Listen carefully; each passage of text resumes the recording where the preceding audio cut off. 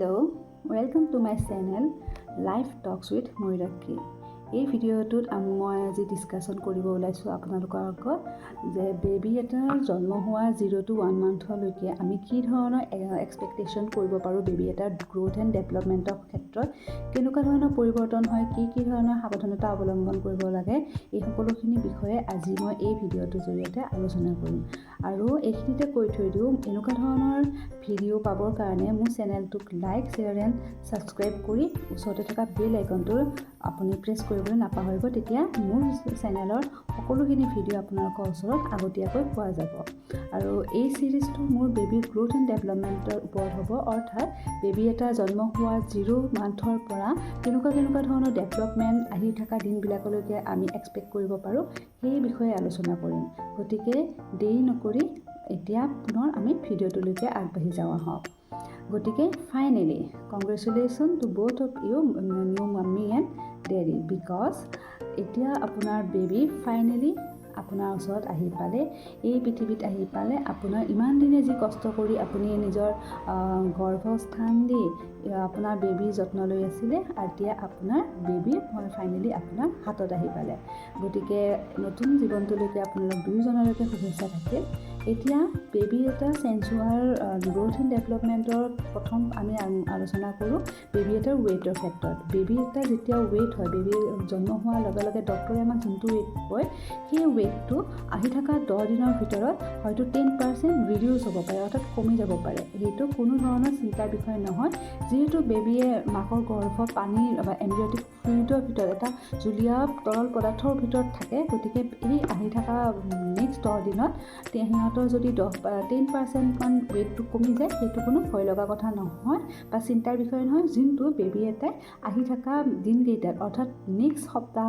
দুটাৰ ভিতৰতে পটপট সিহঁতি গেইন কৰি লয় অৰ্থাৎ যিখিনি বাৰ্থ ৱেইট আছে সেইখিনিতো সিহঁতি প্লাছ কৰিবই লগতে নিজৰ ৱেইটটো বঢ়াই লয় আৰু যদিহে 10%তকৈ যদি বেছি ধৰণৰ ৱেইট কমি যোৱা যেন আপোনালোকে অনুভৱ কৰিছে তেনেহ'লে নিশ্চয়কৈ এই আপুনি ডক্টৰৰ ওচৰত কনচাল্ট কৰাটো অতিকৈ দৰকাৰী এতিয়া ছেকেণ্ড কথা আহোঁ বেবী এটাৰ কেনেকুৱা ধৰণৰ পটি অৰ্থাৎ বেবী এটাই পায়খানা যেতিয়া কৰে তেতিয়া কেনেকুৱা ধৰণৰ হয় যেতিয়া প্ৰথম বেবী এটা জন্ম হয় তেতিয়া বেবী এটাই ক'লা ৰঙৰ পায়খানা কৰিব পাৰে যোনটো কোনো ভয় কৰা কথা নহয় বেবী এটা পেটত থকা যিখিনি মানে লেতেৰা আছে সেই বস্তুখিনি ক'লা ৰঙৰ পায়খানাৰ জৰিয়তে গুচি যায় আৰু সেই বস্তুটোকে লাহে লাহে হয়তো সেউজীয়া হ'ব পাৰে সেউজীয়া ৰং ধৰিব পাৰে বা হালধীয়া বা মাষ্টাৰ্ড য়েল্লো যোনটো সেনেকুৱা ধৰণৰ অকণমান ৰঙৰ পৰিৱৰ্তন হ'ব পাৰে যোনটো কোনো ধৰণৰ ভয়ৰ কথা নহয় যদিহে সেই মানে পায়খানাখিনিত আমি তেজ দেখা নাপাওঁ গতিকে সেই শৌচৰ ৰং সলনি হোৱাটো কোনো ধৰণৰ চিন্তাৰ বিষয় নহয় দ্বিতীয়তে আপোনাৰ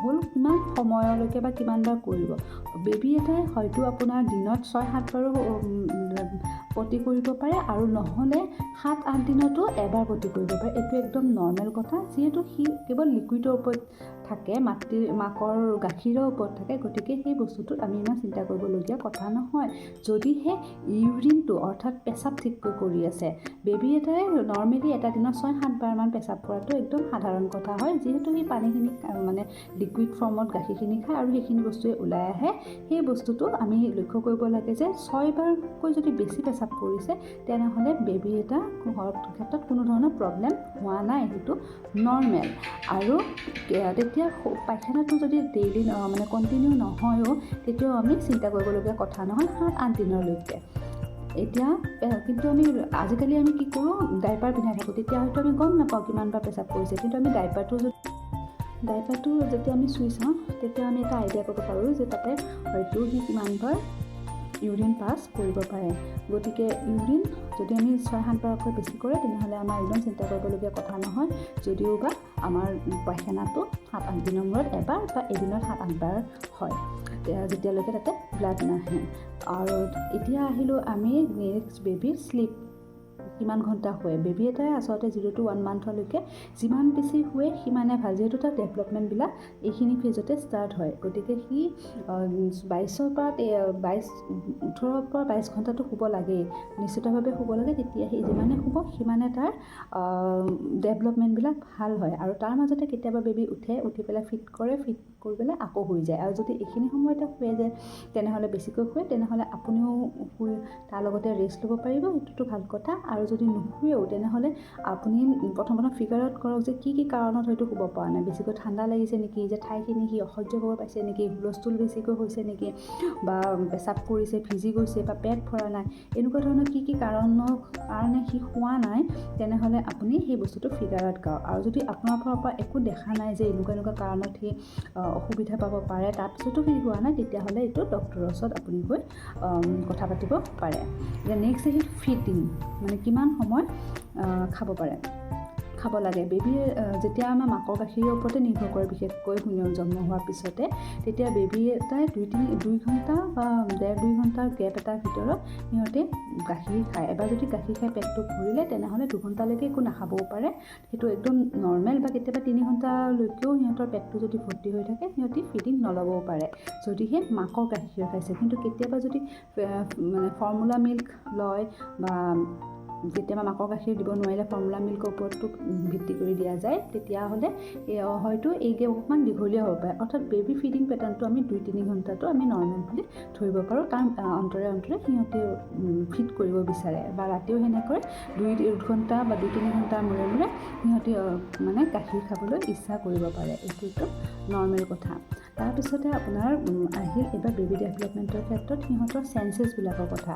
যে জন্মৰ পৰা ওলোৱা সময়তে আমি মন কৰোঁ যে ডক্টৰে আহি বেবীটো আমাক স্কিনত টাচ কৰাই দিয়ে। এইটো কিহৰ কাৰণে দিয়ে? যাতে স্কিন টু স্কিন এটা সিহঁতৰ কণ্টেক্ট হয়, আৰু এই স্কিন কণ্টেক্টৰ ফলত সিহঁতৰ মানে অকণমান আমাক চিনি পায়, টাচটো গম পায় যে কোনোবা চিনাকি হয়। গতিকে এই চেঞ্চেছটো ডেভেলপ কৰাৰ কাৰণে আমি বেবীক সদায় স্কিনৰ লগত মানে লগত ৰাখি থকাটো দৰকাৰ। তেতিয়া সিহঁতৰ চেঞ্চবিলাক ডেভেলপ হয়।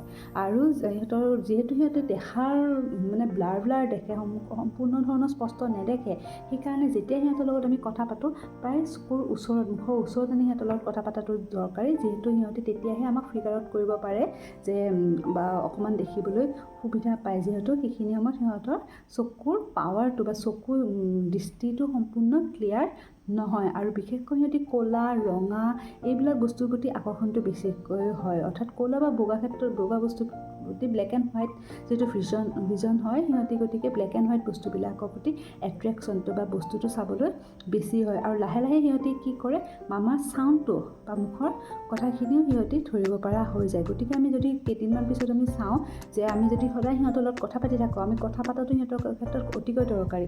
যেতিয়া কথা পাওঁ সিহঁতৰ সেই চেঞ্চেছটো ডেভেলপ হয়, আৰু ডেভেলপ হোৱাৰ কাৰণে সিহঁতে কি কৰে, তাৰপিছত যদি কেতিয়াবা আমাৰ মাত শুনে বা কিবা কয়, সিহঁতি আমাক ৰেচপণ্ড কৰিবলৈ লয়। আমি কেতিয়াবা লক্ষ্য কৰোঁ যে বেবী এটা জন্মৰ পিছতে বা কেইদিনমান পিছতে সিহঁতৰ 1 মাহ বা 1.5 মাহমানৰ পিছত অৱশ্যে বেছিকৈ হয়, কিন্তু 1 মাহমানতো কেতিয়াবা কি হৈ যায়, সিহঁতি আমাক যেতিয়া মাত এটা শুনে লাহেকৈ ঘূৰাবলৈ চেষ্টা কৰে বা কিবা এটা আমাক ৰেচপণ্ড কৰে। এইটো কাৰণে যে সিহঁতি সেই কথাখিনি সিহঁতি বুজি পাইছে যে এইজন মোৰ মা বা এইজন মোৰ দেউতা। আৰু দ্বিতীয়তে সিহঁতি টাচটো গম পায়, এইটো মায়ে টাচ কৰিছে। গতিকে চেঞ্চেছ ডেভেলপমেণ্টটো এইখিনি সময়ত হয়। তাৰপিছতে যদি ক'ব পাৰোঁ ভেকচিনেশ্যনৰ ক্ষেত্ৰত, এইখিনি সময়ত ভেকচিনেশ্যন বেলেগ নাথাকে। জন্মৰ পিছতে যিকেইটা ভেকচিন দিয়া যায় 3টা বেজি, সেইখিনিয়ে ভেকচিন বৰ্তমান চলে। এই মাহটোত আৰু বেলেগ ধৰণৰ ভেকচিনৰ মানে প্ৰয়োজন নহয়। আৰু এইখিনি সময়তে আমি কেতিয়াবা দেখিবলৈ পাওঁ যে বেবী এটা জোকাৰ খাই উঠে শুই থাকোঁতে।